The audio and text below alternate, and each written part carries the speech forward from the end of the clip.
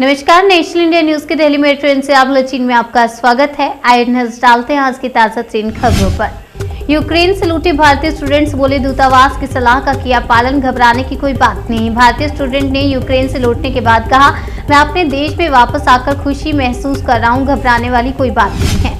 दिल्ली के एक छात्र में हिजाब पहनी छात्रा को टीचर ने खूब लगाई फटकार, प्रिंसिपल ने घटना से किया इनकार। बच्ची के पिता मोहम्मद अयूब गौरी ने बताया कि यह उनकी बेटी का स्कूल में पहला दिन था और वह पहले प्राइवेट स्कूल में पढ़ती थी। उन्होंने कहा, टीचर ने सबके सामने मेरी बेटी को प्रताड़ित किया।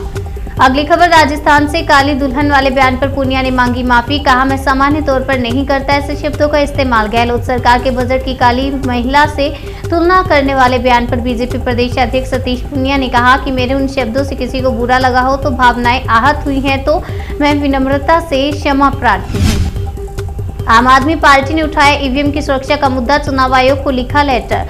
आम आदमी पार्टी ईवीएम मशीनों के लिए किए गए सुरक्षा इंतजामों से खुश नहीं है। आपने चुनाव आयोग को लेटर लिखकर कई मांग की है। मायावती ने बीजेपी पर साधा निशाना, कहा चुनाव जीतने के लिए आतंकवाद और केंद्रीय एजेंसियों का इस्तेमाल दुर्भाग्यपूर्ण। मुसलमान समाजवादी पार्टी से खुश नहीं है, वे उन्हें वोट नहीं देंगे। यूपी के लोगों ने वोट देने से पहले ही सपा को नकार दिया, क्योंकि सपा को वोट देने का मतलब गुंडा राज, माफिया राज। अमेठी में कांग्रेस सपा पर बरसे पीएम मोदी, कहा परिवारवादी लोग जमीनी हकीकत से कोसों दूर। पीएम मोदी ने कहा, अमेठी और सुल्तानपुर के लोग तो जानते ही हैं कि परिवारवादी लोग जमीनी हकीकत से कितने दूर हैं, कि जमीन पर क्या चल रहा है इन्हें दिखाई ही नहीं पड़ता। सीएम योगी आदित्यनाथ का दावा, गायब हो गया है कोरोना। योगी ने आरोप लगाते हुए कहा कि अगर सपा बसपा की सरकार होती तो कोविड वैक्सीन बाजार में ब्लैक हो जाती, फिर वैक्सीन गरीब लोगों को नहीं मिलती। बंदर ने उतारा समाजवादी पार्टी का झंडा, केंद्रीय मंत्री ने ट्वीट कर ली चुटकी। केंद्रीय मंत्री अनुराग ठाकुर ने एक वीडियो को शेयर करते हुए समाजवादी पार्टी पर वार किया। उन्होंने कहा, बजरंग बली का यही संदेश, यूपी को नहीं चाहिए दंगे। गंगूबाई काठियावाड़ी की रिलीज रोकने की मांग, सुप्रीम कोर्ट ने ठुकराई। फिल्म निर्माताओं को मिली राहत, यह फिल्म 25 फरवरी को रिलीज होनी है। इसको लेकर कई दिनों से विवाद चल रहा है। अब शीर्ष अदालत ने फिल्म निर्माताओं को बड़ी राहत दी है और याचिकाकर्ता को झटका लगा है। प्रयागराज में बीजेपी के लिए वोट मांग रहे हैं अमेरिका से आए योगी, देखकर हैरान हो रहे लोग। यूपी के प्रयागराज में सीएम योगी आदित्यनाथ के हमशक्ल डॉक्टर दयाशंकर इन दिनों आकर्षण का केंद्र बने हुए हैं। योगी की तरह दिखने वाले दयाशंकर बीजेपी के पक्ष में माहौल बनाने की कोशिश में जुटे हैं। जम्मू कश्मीर में अंतर्राष्ट्रीय सीमा के पास देखे गए ड्रोन, बीएसएफ ने की फायरिंग, सर्च अभियान जारी। आज भी जम्मू कश्मीर के आरएसपुरा और अरनिया सेक्टर क्षेत्र में ड्रोन देखे गए, जिसके बाद सीमा सुरक्षा बल के जवानों ने ड्रोन पर फायरिंग की।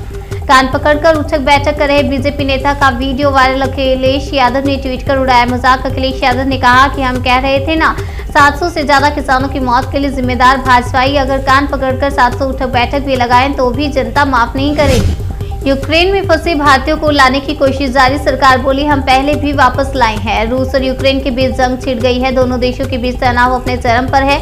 यूक्रेन में हालात बिगड़ते जा रहे हैं।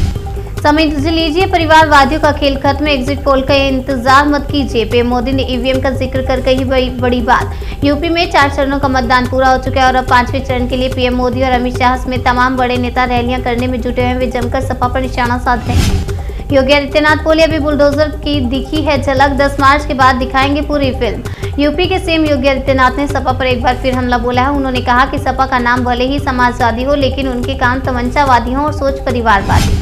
यूक्रेन रूस विवाद पर आई रक्षा मंत्री राजनाथ सिंह की बड़ी प्रतिक्रिया। यूक्रेन रूस विवाद पर रक्षा मंत्री राजनाथ सिंह का बड़ा बयान सामने है, जिसमें उन्होंने कहा कि यूक्रेन से 18,000 भारतीयों को वापस लाने की लगातार कोशिश की जा रही है।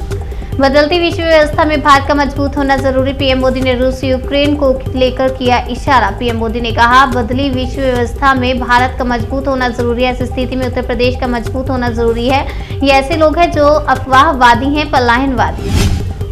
ब्रिटिश पीएम बोरिस जॉनसन बोले, यूक्रेन पर रूसी हमला हमारे महाद्वीप के लिए आपदा। ब्रिटेन के प्रधानमंत्री बोरिस जॉनसन ने कहा, मैं G7 के साथी नेताओं से भी बात करूंगा और मैं सभी नाटो नेताओं की जल्द से जल्द बैठक बुलाने का आह्वान कर रहा हूँ। दिल्ली मेट्रो एनसीआर बुलेटिन में फिलहाल इतने, तब तक के लिए बने रहिए हमारे साथ और देखते रहिए नेशनल इंडिया न्यूज।